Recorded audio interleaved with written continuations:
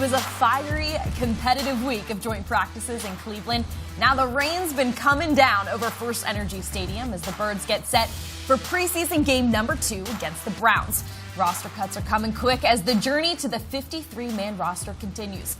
Players will be fighting for reps and playing time this afternoon. Who will set themselves apart to earn a spot on the 2022 squad?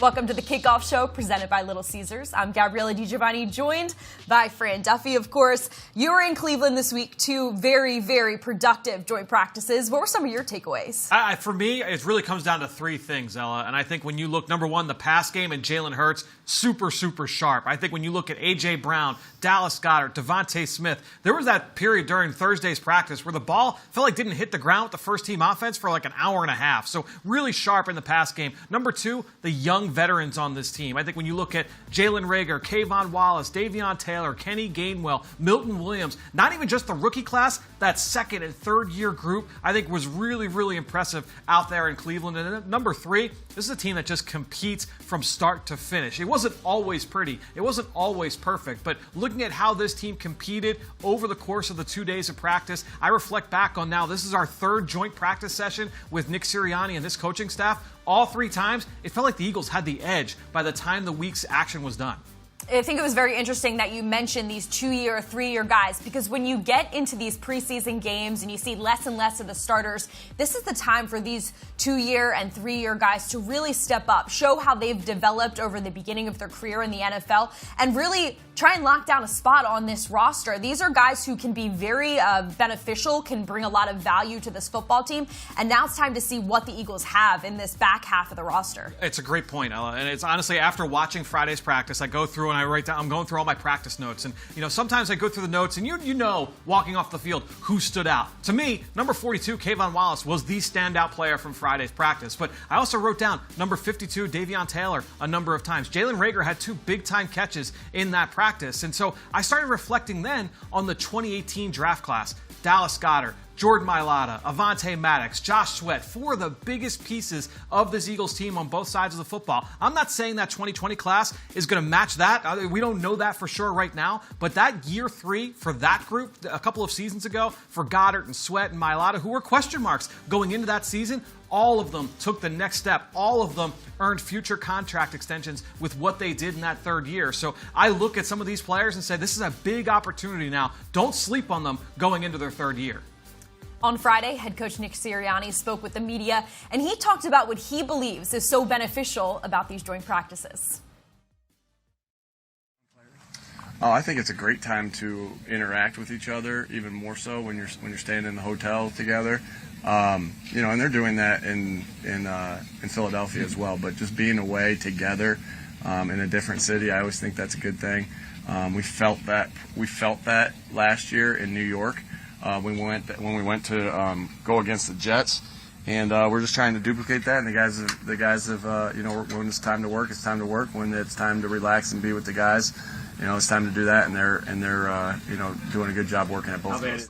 When you're going against a team with a team that like the Browns have, it poses challenges and different schemes for our defense to defend and different schemes for our offense to have to go against. So. That was good for us to be able to go against different guys. They got a lot of good players over there, and to be able to go against different guys at different skill positions and interior linemen and all different guys that they have. So it was good work, and I think we both got. I know I won't speak for Coach Stefanski, but I feel like we got better yesterday. Defensive coordinator Jonathan Gannon was also asked a similar question about what he thinks is so great about these joint practices, and he said it's a very good evaluation piece for the coaching staff, because even Hassan Reddick earlier in the week said, I kind of got used to Lane Johnson. I know what to expect from Lane Johnson because he faces Lane Johnson every day in practice. So this kind of breaks up the monotony of camp, gives them new opposition. You get in really, really solid practice time, but also it's an opportunity for the coaching staff to really evaluate what they have on the field. And honestly, to your point, I think there's a direct correlation, Ella, to the amount of times we're seeing these joint practices all around the NFL. Teams now, it's at least 1 and typically 2 for every team in training camp. But now we're also seeing that downslide in terms of preseason games and preseason snaps. And I think that's because, look, you go into a typical preseason game, you're hoping that for your first team unit, for your second team unit, you get a couple third down reps. You get some red zone work. Maybe there's a 2-minute drill. Maybe you get a sudden change situation. Let's get some third down, some exotic looks. Well, guess what? When you get into these joint practice situations, you can mirror those high-intensity reps going up against another opponent, going up against another team starters, and you get that good-on-good look that are still high intensity because it's a different color jersey, or there's going to be some of those competitive juices flowing, but it's in a controlled environment. So, I know on the first day of practice on Thursday, they ran a lot of third down. On the second day, on Friday, both teams ran a ton of red zone. So you got all of your red zone looks with all of your starters, 10, 15 plays each, easy, over the course of the 2 days of practice. Well, now you don't feel the need that you have to play these guys when you get into the preseason games. We'll see exactly who plays here today. Obviously, the weather might have an impact on that as well, but I think when you look at these joint practices, that's one of the big values as well. Let's talk a little bit about the quarterbacks, shall we? We saw Jalen Hurts in one series in the preseason opener last week. He was perfect, 6 for 6, 80 yards and a touchdown. But what he showed in the passing game in that drive really opened up a lot of questions this week about his improvement in his deep ball accuracy. Shane Steichen was asked about that, and he said they spent a lot of time on this, looking through film, working with the wide receivers. He said it's repped in practice every day. Even A.J. Brown was asked about what he thinks about Jalen Hurts' improvement in that area, and he said it's reps. We do it every day. And we're starting to see that come to life and be put into and implemented into game day action. What have you seen from Jalen Hurts this week when he went on to face the Browns in practice? To me, it was just more of the same, Ella. I mean, every single day in training camp, we've seen the big play connection with he and A.J. Brown. We've seen some of those big plays to Devontae Smith and Dallas Goedert. That first day, I focused entirely on the Eagles' offense going up against the Browns' defense. And at one point, between 1-on-1 drills, 7-on-7, and the first 11-on-11 period, Ella, I'm telling you, the ball hit the ground like once. They were so crisp, and they were winning at the top of the route consistently. You had some great catches from the receivers. You had some great balls from Jalen Hurts. Overall, just a really, really strong start to the week of practice, and I thought that just got the ball rolling. It was a strong finish. I thought he did a good job in scrimmage periods. From what I saw on Friday, he had a good practice as well. So you have to be inspired by the positive momentum we have seen from Jalen Hurts here this summer. On Friday, Jalen Hurts echoed Sirianni's sentiments on the significance of joint practice. QB1 was very happy with the opportunity to travel to Cleveland and next week, Miami. Yeah, it's very valuable. We talk about it as an offense all the time. You run your stuff against your defense begins to pick up on what you do. You see the same looks all the time, so to get a different picture out there and know that, your stuff is still executed at a high level. It's good. So we're very fortunate to have the opportunity to practice against the Browns and then next week the Miami Dolphins. Let's get into some running backs, yes, shall we, Fran? Boston Scott made his return from a concussion. Miles Sanders dealing with a bit of a hamstring injury. Sirianni provided no update on his return just yet. Of course, Kenny Gainwell, we've been seeing a lot of him. And then you got to talk about some of these younger guys on the team. Shane Steichen, of course, pointed out Jason Huntley and Kennedy Brooks, who we saw much of on Friday night in the preseason opener. Seeing younger guys be given these reps in these preseason games is so important at a position like running back where there's going to be a lot of tread on the tires as this season gets going. You always are going to need running backs by the time you get to the halfway point, to the two-thirds point of a regular season. And so you want to be able to build out your depth. And the Eagles certainly have depth. And you talked about some of those names. You have Miles Sanders, Boston Scott, Kenny Gainwell. You feel good about that trio and what they can bring to the Eagles' backfield. But getting a look at some of these other young guys, and Jason Huntley, he's been in the building now for 3 years. This coaching staff, very familiar with what he can bring. He could be a dynamite kick returner. He's a really good athlete, explosive running back out of the backfield. You can move him around, use him as a receiver. He'll chip in pass protection. It's been good to be able to see him in some of the coverage units on special teams and really kind of bolster his value from that standpoint. Then you look at Kennedy Brooks. He's an undrafted free agent coming out of Oklahoma. He had a solid career, didn't play in 2020. He opted out due to COVID, but he came back with a strong senior season last year. here, kind of a timeshare in that backfield. But I think when you look at what Kennedy Brooks brings, he's a really patient runner. He can attack downhill, really versatile in terms of his run schemes and the different ways that he can attack defenses. The Eagles brought in DeAndre Torrey as well, kind of an undersized scat back type. So I think when you look at all the different guys there at the bottom of the depth chart, this is a good opportunity for these guys to come in, get some live reps here in a preseason action. As we transition to the wide receiver group, we talk so much about A.J. Brown and so much about Devontae Smith.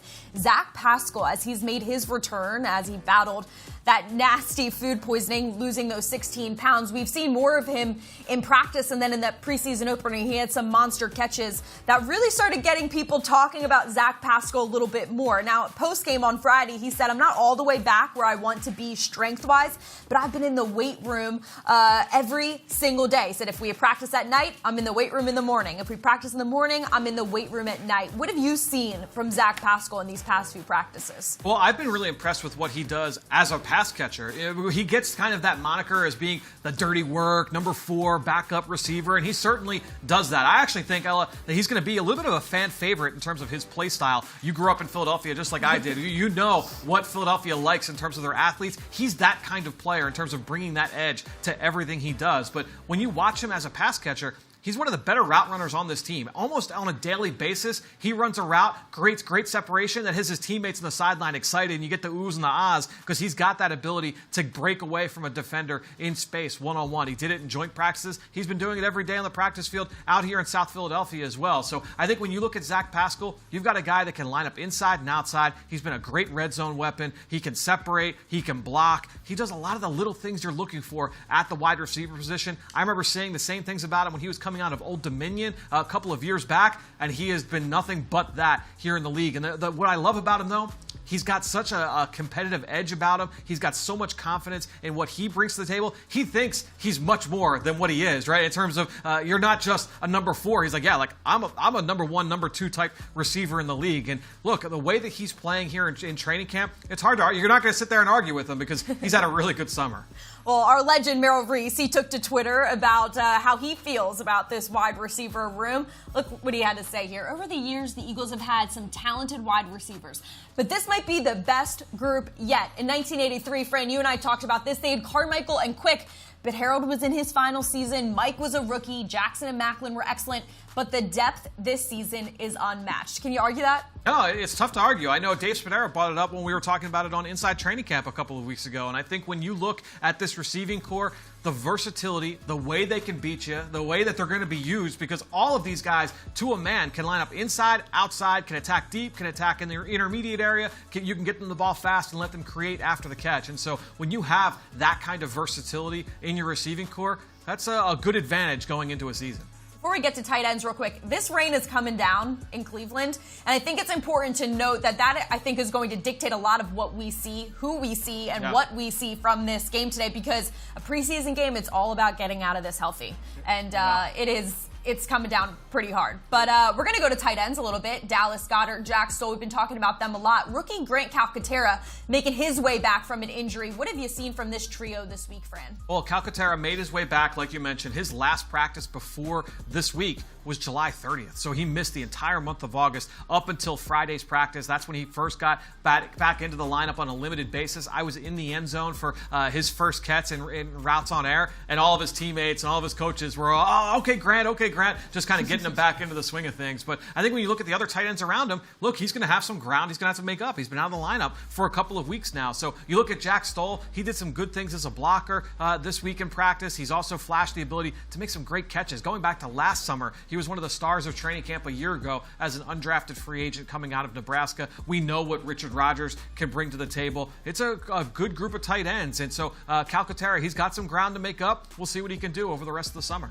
When you think about the tight end room, the wide receivers we just touched on, and some of these running backs' ability to be pass catchers as well, you start to think about this Eagles offense and the creativity that's available to Nick Sirianni and Shane Steichen to really mix and match and play around with the options that they have to create something that's, like I said, both creative, but also keeps defenses on their toes this season, Fran. No doubt. And that's what's exciting, because even if you just look at the receiving core, you say, all right, well, what can we do with Zach Pascal, and what can we do with A.J. Brown, and what can we do with Jalen Reagor and Devontae Smith, because those guys aren't going to all be on the field at the same time, but you can mix and match and do different things with those guys. But then when you incorporate the skill set of Dallas Goedert as really the ultimate combo tight end, and you then activate a guy like a Richard Rodgers, you activate a guy like a Jack Stoll, you get to the running back room, Kenny Gainwell can be moved all around the formation. Miles Sanders has that kind of upside. Boston Scott has that kind of upside. So I think when you look at all of these different offensive weapons, you can't help but be excited about what is in store here for this Eagles offense this fall.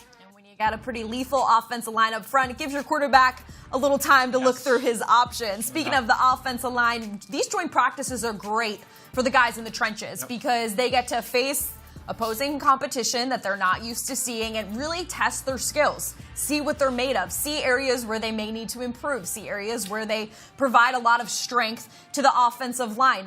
This was a big one for a guy like Jordan Mailata in going into his second year as the starting left tackle, to see kind of new blood, see what he's really made of when he's put up against guys like Myles Garrett, who's just a beast, Fran.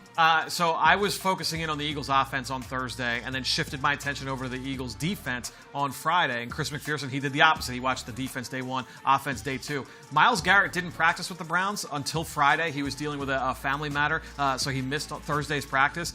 But I'll tell you what, just seeing this guy in person was so impressive, and I am so upset that I missed the one-on-one reps. From what I heard, Myles Garrett won the first one, but Jordan said, hey, give me another rep, and he bounced back really well. And so, the big saying around the NFL this summer, iron sharpens iron, and it's all about the strength in the trenches and being able to go up against, the 1v1 in that scenario. Well, in these joint practices, you get those opportunities. Jordan Mailata couldn't ask for a better opportunity than to go up against Myles Garrett all day on Friday. Like we said, Jordan Mailata had a big opportunity facing Myles Garrett, but here's what he had to say about the matchup. Hell of a player. I feel like we were 1 for 1, but that's just a personal opinion. He got me on the first rep, got him on the second one.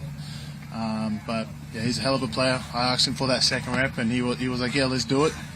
So I appreciate him, trying to get me better every day, and I might go talk to him after this and see what I can do better. That's just one way I see it. The loss, I'm gonna take that and learn from it and make sure it doesn't happen again. For that rookie center, Cam Jurgens, here today if he gets some reps.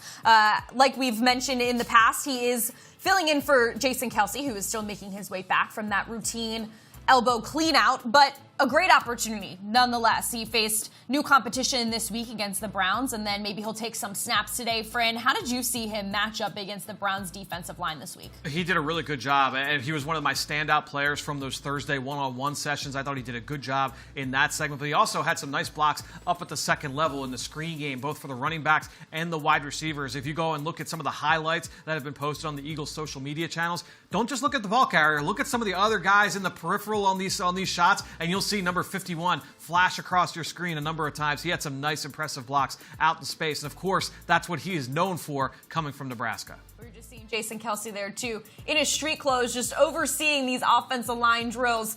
Even though he hasn't been playing, Jason Kelce doesn't stay too far from the game, Fran. And it's in his hometown. There's a little bit of a homecoming there. I was getting some restaurant suggestions from Jason Kelce over the week. I think a lot of people hitting him up for some of those. But I think when you look at Jason Kelce and the impact he has, you see Jordan Mailata there in street clothes, Isaac Seumalo there in street clothes. So we're starting to get a sense of who is going to be in the starting lineup and who we're not going to see here in the rain on Saturday off of Lake Erie. But I think when you look at the impact that Jason Kelce has, it's not just on the field. The impact is equally felt off the field as well. We're just looking at Jordan Mailata, as you mentioned, Fran. Linebacker Hassan Reddick has been very impressed with Jordan Mailata. He had high praise for the young left tackle.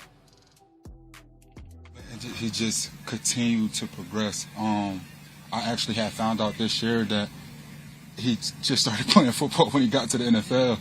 So to see how far he's come, or I can only imagine how he was when he first started playing, especially on the NFL level, and then to see how good he is now, man. As he continued to get more experience, I feel like he's going to continue to get better. And we're already talking about how good he is. We'll be talking about him being one of the best, if not the best, as long as he continues to come in, work, pay attention to the little details, take the coaching, and continue to progress as he has. We're going to transition to the defensive line. Fran, when you talk about these joint practices, guys like Fletcher Cox and Brandon Graham, They've been in the NFL for a long time. They can go to Cleveland, they can have some practices, nothing's going to shake them. But guys like Jordan Davis, this is new to him. And he's been catching a lot of steam on Twitter and social media for how well he's been playing through camp, how well he played in that preseason game against the Jets. How did he perform this week in Cleveland? I think it's been more of what we've seen from him on a daily basis here in South Philadelphia, training camp and last week in the preseason debut. He's just a load to block, Ella. He's just so big. He's so explosive, so powerful. You can't help but say he's going to change the line of scrimmage every single time he comes off the ball. And so now it's about what can you do to continue to build off of that. And you can see him every single day working his hands, trying to find different ways to be able to win at the top of the rush or be able to get off of blocks in the run game. But he is just so big, so large. And offensive lines, you're looking at, you're like, man, I got to go up against this guy every day. And we'll talk a little bit about the versatility of this defensive line a little bit later in the show, but number 90 in the middle, he's going to be a load for O-lines to handle across the league this year. Fletcher Cox was asked about the increased amount of play action the Eagles defense saw in practice this week against the Browns. He believes it was just another step in their preparation for the season. It helped us a lot. Obviously it's always different for us. We see some of that in practice, but not as much as we did today. And it just gives us something to be coachable on, right? Line assignment, key techniques, what things we need to look at. But I think as a group, guys kind of handled it, didn't get frustrated about it, just kind of played the next play. While we're talking about the defense, let's talk a little bit about the linebackers, a room that looks very different from just a year ago. Hassan Reddick, we heard from him a little earlier, and Jonathan Gannon was asked about the way that he prepared for planning for a guy like Hassan Reddick. As we know, he's listed as a linebacker, but he also thrives as a pass rusher. So he presents a skill set that you don't always see from the linebacker position. And JG said the greatest research tool, he said, in my opinion, when we acquired him was his brain. We had a good talk, sat down with him, and he said, what are you comfortable with? What are you not? It was something that they are continuously working on. It's open communication between coach and player. But JG always talks about that, about having the players being a part of a game plan.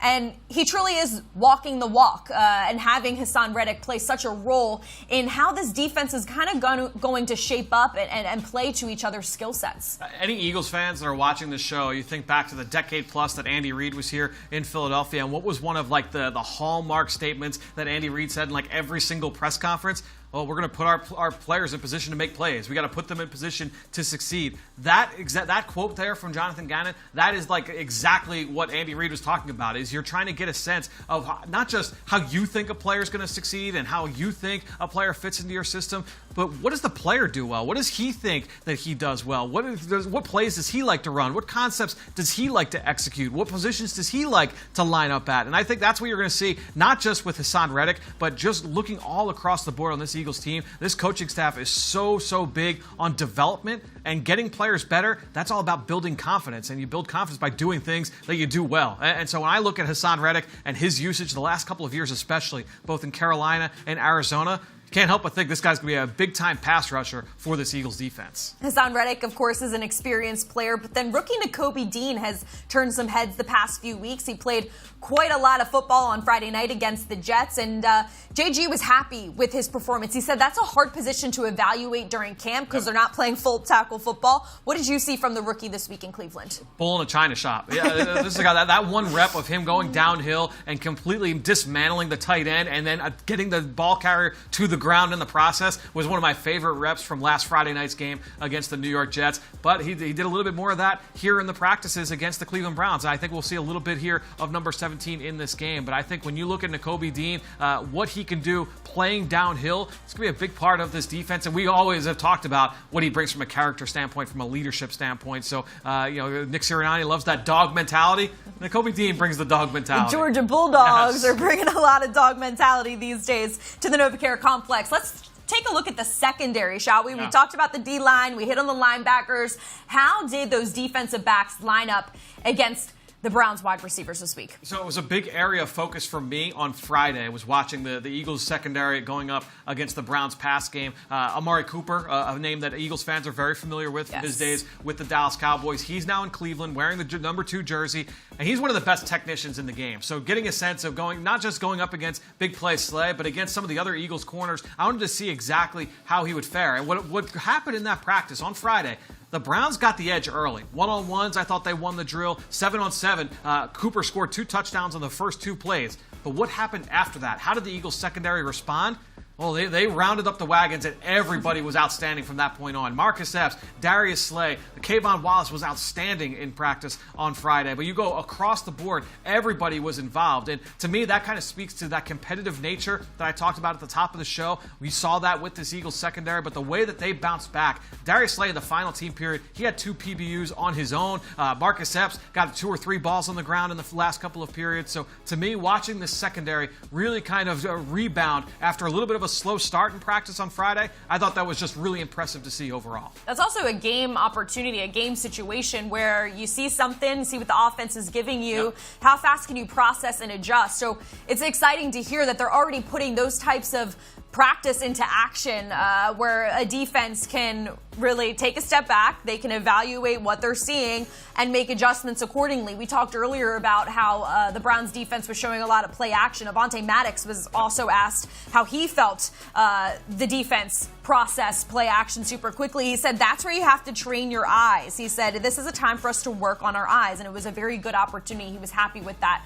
How have you seen Avonte Maddox start to grow through this training camp? Because he had a good season last year. Of course, the Eagles extended his contract, but now I feel like he's really settling into where he belongs on this football team. I will say, so that one-on-one drill where I said the Browns kind of won that decisively on Friday, the biggest highlight for the Eagles in that drill, Avonte Maddox had an interception. It was red zone one-on-ones, one of my favorite drills in training camp every single year because everything happens so fast. The DBs can be aggressive. Well, Avonte's in the slot. He's lined up against the receiver for Cleveland, who ran a speed out to the front pylon. And Avonte saw it fast and just jumped the throw. Interception, both feet inbounds along the sideline. Just an outstanding break on the football. So I think when you look at Avonte Maddox, that play, a little bit of a microcosm. It's 1 rep. I don't want to get carried away here. But I think when you look at just the way that he just shows his comfort in this scheme, I think it shows up every single day in practice. He really turned the corner about halfway through the season. Last year, I would expect more of the same here this fall for number 29.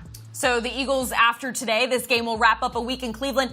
And then they're on the road again in Miami for that final preseason game. They'll have a couple of joint practices there and then that final game. And then week 1, they're also on the road. Jalen Hurts was asked about this opportunity, and he said all of this is good for us, being on the road together, in the same hotel, traveling to practice together, eating together. When there is a team like the Eagles right now, and there's a lot of pieces to the puzzle that are younger, of course you have those vets and those experienced players, but infusing new blood and young blood into this team, being given this opportunity. You don't see many times you're on the road 2 weeks in a row in the preseason. How do you see this faring well for the Eagles down the stretch when they're developing such a strong bond and chemistry off the field in the preseason? Well, we heard those quotes from Jalen Hurts earlier in the show talking about how the joint practices can be beneficial on the field. Hey, you see the same thing from opponents every single day. You're seeing the same look from the defense. You know what to expect. They know what to expect from us. It's the same thing off the field. You wake up in a different hotel room. Well, now, hey, you've got different guys that are maybe living in a room next to you. You're taking the elevator down with different guys than maybe you would walk in with or take the bus over with when you're here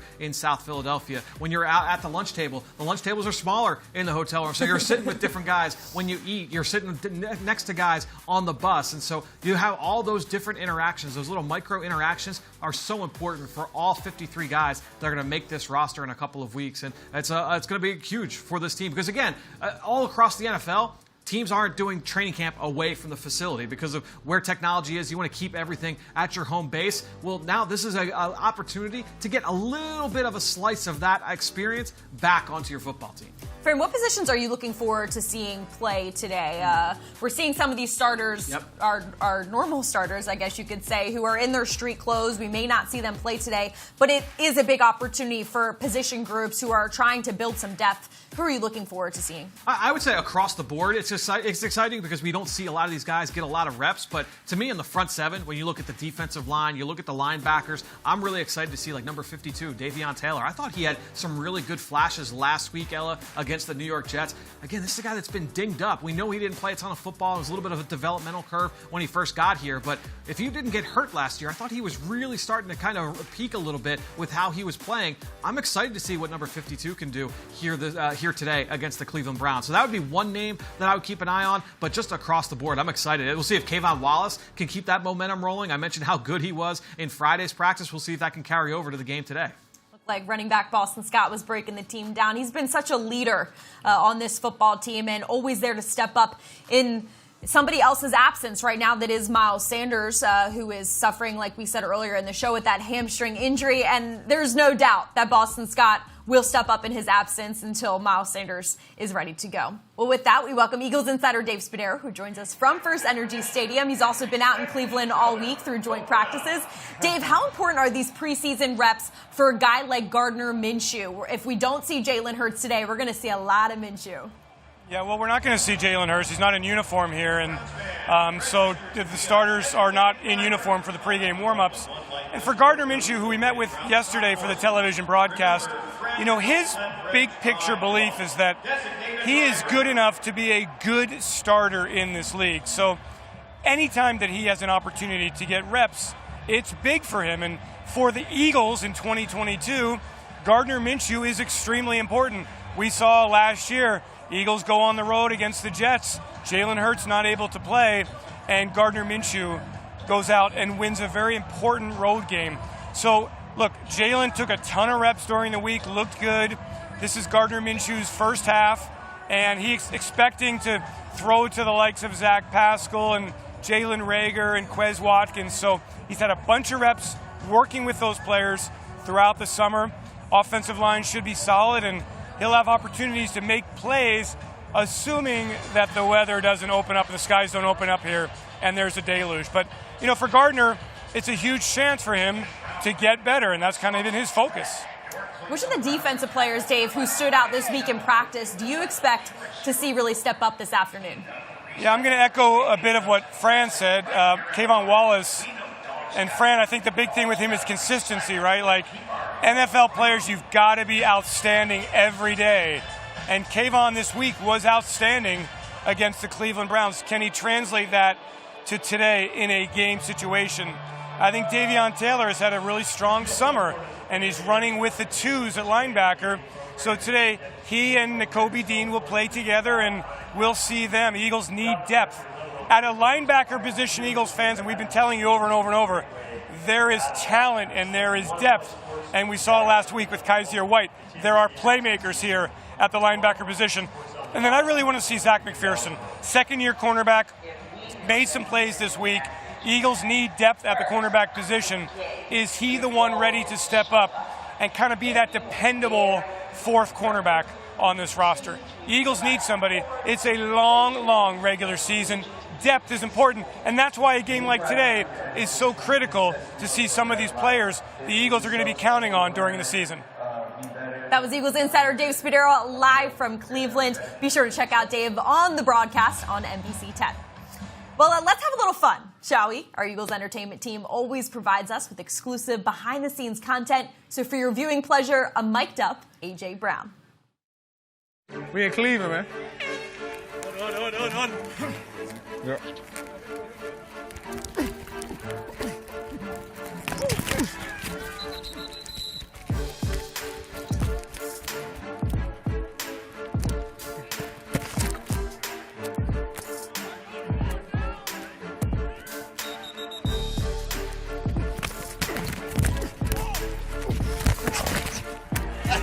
Oh, man.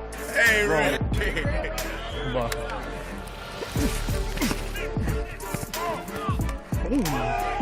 Head chop. Head chop. Head chop.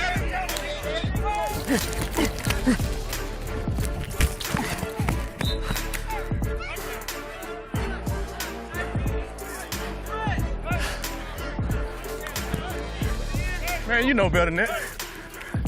What time's the no? Yes, sir. Good job. Good ball, one. Oh yeah. What the people that recording me at?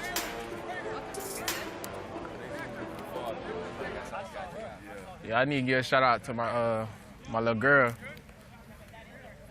Daddy love you. Shout out to my little girl. Daddy love you. Shout out to my girl too. I love you too. Your boy about to be a dad part 2. Little boy, little junior on the way. Hey, I'm so excited, bro. bro, I try to like play it cool, but I ain't gonna lie, I'm so excited.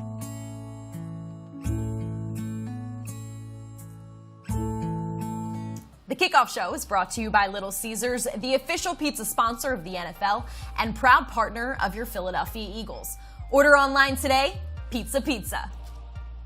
Fran, we talk so much about this defense and what we should expect this year. There's a lot of unknowns due to the new talent on the defensive side of the ball. What's your Rico extra point? For me, it's all about the versatility of this Eagles defense. And you can't be versatile if you don't have versatile players. And let me show you exactly what I mean. Because I think when you look back at this Eagles defense a year ago with Jonathan Gannon, we saw them line up in different ways. Lots of different fronts. And it's going to look different from snap to snap. That's what you want. I think it might look like a basic 4-2 nickel front, right? 4 down linemen, 2 linebackers. But we saw plenty of reps where you threw in a 5th defensive lineman, a 5-2 bear look. Then you had your 5-1 with 1 linebacker. All these different looks. And again, you can't be versatile without having versatile players. And we'll start this inside out. Take a look at the 2 vets, Fletcher Cox and Javon Hargrave. Their versatility was so important for this defense a year ago. And again, it's because he's going to line up at all these different spots. 0 technique right over the center. The 1 technique, the shade nose tackle. A 2-eye technique inside the guard. A 3 technique outside the guard. Over the tackle as a 4-eye, even out off the edge. We've seen that with both of these guys, especially with Fletcher Cox. Then you get to Milton Williams, the young pup, the rookie from last year. I was so excited about him because he had that same versatility, such a disruptive, explosive talent, and again, that can line up and down the line of scrimmage. And then you get out to the edge. Brandon Graham, Josh Sweat, defensive ends by trade, but both guys can kick inside to play as a defensive tackle in all of these different looks. And so, to me, Ella, when you look at all of these defensive linemen, all of these different rush packages, the depth chart might seem a little wonky. You might be surprised. They're like, oh, why is this guy running with the 2s? Why is this guy running with the 1s? All of these different fronts have all the different depth charts, and all of these guys can wear a number of hats. And so, to me, if you're an opposing offense, it's a lot of homework to get ready for who is going to be lining up against you on any given rep. I can't wait to see this Eagles defense, especially this front. And that's without saying Hassan Reddick, Jordan Davis, Derek Barnett. You go down the list, a bunch of guys that can make an impact on this front. It's the preseason, but Fran's not in preseason form, spitting the X's and O's like he always does. A lot for you to think about, Eagles fans at home. But that'll do it for us on the Kickoff Show. Eagles-Browns about to kick off very soon. Rain is coming down in Cleveland. A big opportunity for young players here today. Be sure to join us on the post-game show immediately following the game. But for now, for myself and Fran Duffy, go Birds.